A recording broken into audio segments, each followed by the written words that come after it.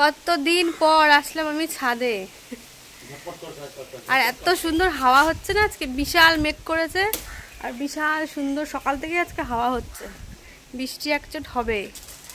আর ওই যে তোমাদের দাদা ভাই, আজকে তো ভিডিও তো দেখাবো না। হ্যাঁ, তুমি নাকি ডাব পেরে খাওয়াও, তাহলে আজকে কে পাচ্ছে ডাবটা? বুঝলি সাগর, তুই ডাব পারিস আর তোর দাদার নাম করে বলে আমি ডাব পেরে খাওয়াই, বুঝলি তো? আজকে দেখো কে ডাব পাচ্ছে। ওই যে আমাদের খুব সুবিধা হয়েছে, এই জায়গা একদম এই ছাদের দেয়াল বেয়ে উঠে ডাবটা পাড়া যায়। দেখো এই দেয়ালটা দিয়ে উঠলেই এখানে দাঁড়িয়ে, আরো রোগা পাতলা মানুষ তো একদম টিং টিং করে উঠে যায়।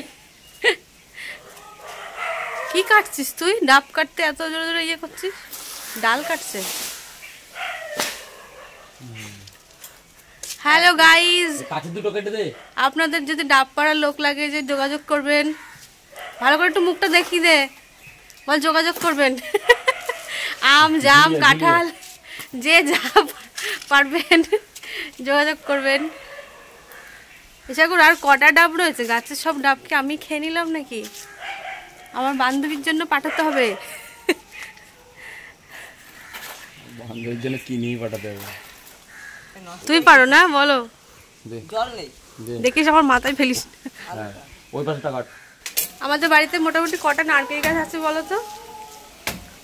একটা, দুটো, তিনটে, চারটে, পাঁচটা, ছটা, এই তো ছখানা নারকেল গাছ আছে। তারপরও ডাব সারা বছর বিক্রি হয়ে যায়, কিন্তু এই সময় খাওয়াটা দরকার জানোই, এই জন্য দু একটা রেখেছি। মানে এই গাছটাতেই রাখা হয়েছে যাতে আমার জন্য একটু পেরে পেরে দেওয়া হয়। তো আমি খুব বেশি খাই না, একদম প্রথম দিকে খেয়েছিলাম, তখন কি হয়েছিল আমার প্রচণ্ড ঠান্ডা লেগে গিয়েছিল, কাশি হতো, এজন্য খেতাম না। মানে এমনিই লেগে গেছিলো ওই প্রথম 3 মাসের সময় আর কি, প্রচণ্ড ঠান্ডা কাশি এরকম। তারপরে ডাবের জলটা যেহেতু ঠান্ডা, ওর জন্য খাওয়া মানে বন্ধ করে দিয়েছিলাম। তো এখন আবার যা গরম পড়েছে, ইচ্ছা করে একটু মাঝে মাঝে খেতে। তো গাছে কিন্তু অনেকগুলোই ডাব ছিল, ওই মাঝে মাঝে আমি একটা দুটো এরকম মানে আমার জন্যই পাড়া হয়।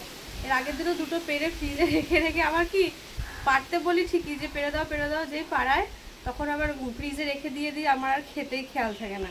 সে 2-3 দিন পরে গিয়ে সে ডাব খাই। তো আজকে পেরেছে কটা পারলাম? 3টে, দুটো, একটা নষ্ট হয়ে গেছে না। আমার বান্ধবীর জন্য পাঠাতে হবে। কোন বান্ধবীর জন্য সেটা পরে বলবো, এখন বলবো না। অনেকেরই এই সময় প্রশ্ন হতেই পারে, আমি অনেক ভিডিও দেখেছি ইউটিউবে, আবার অনেকের মনে হয় বা আমার নিজেরও মনে হতো প্রথমে যে ডাব খেলে অনেক সমস্যা হয় প্রেগনেন্সিতে। যেমন প্রথম দিকে আমি বললাম যে প্রথম যখন আমার ওই 3 মাস ছিল না, তখন মানে হালকা হালকা একটু সকালের দিকে একটু ভমিটিং এরকম লাগতো। তখন আবার কী করতাম, আমি উঠে ব্রাশ করেই না ডাবের জল খেয়েছি। কখন বলো, 2-3 দিন এরকম খেয়েছিলাম, তারপরে ভালোই লাগতো। কিন্তু বাড়ি থেকে সবাই বকতো, আর আমার শ্বশুর বলতো, মা বলতো, সবাই বলতো যে এরকম ঠান্ডা লেগে যাবে, হট করে খেতে নেই।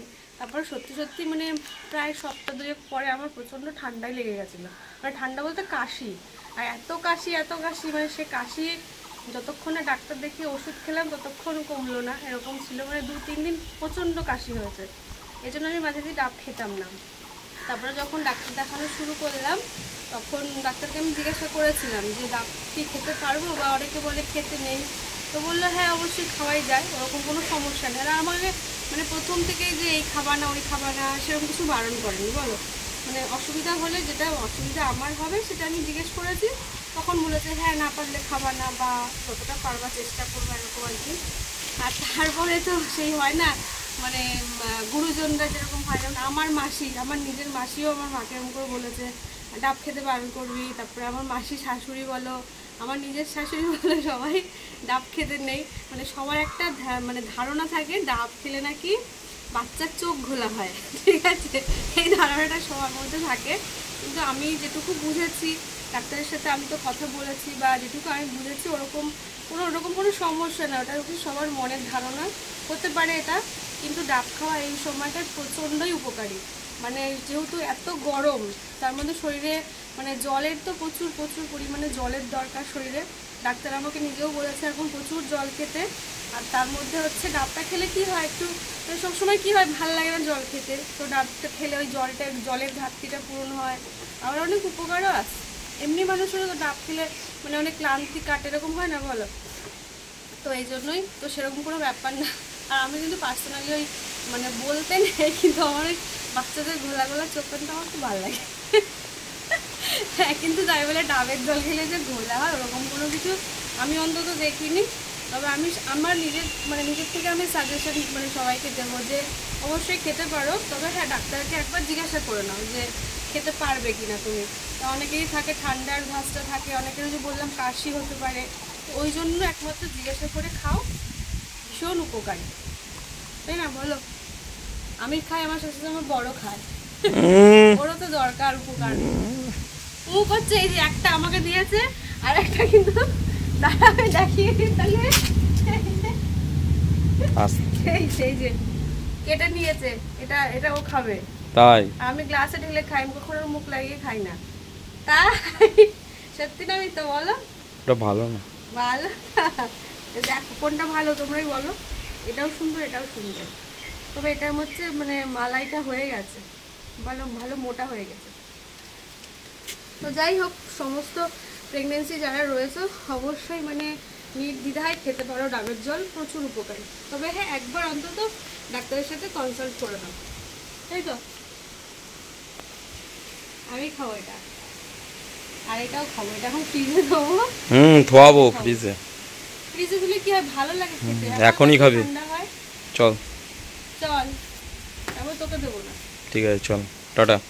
তো যাদের জানার ছিল জেনে নিলে, মানে আমার এটুকু মনে হলো আমি সবাইকে শেয়ার করি সবার সাথে, যেটা আমি কি খাচ্ছি, কি করছি না করছি, সেই জন্য বললাম। ভালো লাগলে অবশ্যই লাইক করে দিও, বলো তুমি একটুখানি like, comment and subscribe. Tata.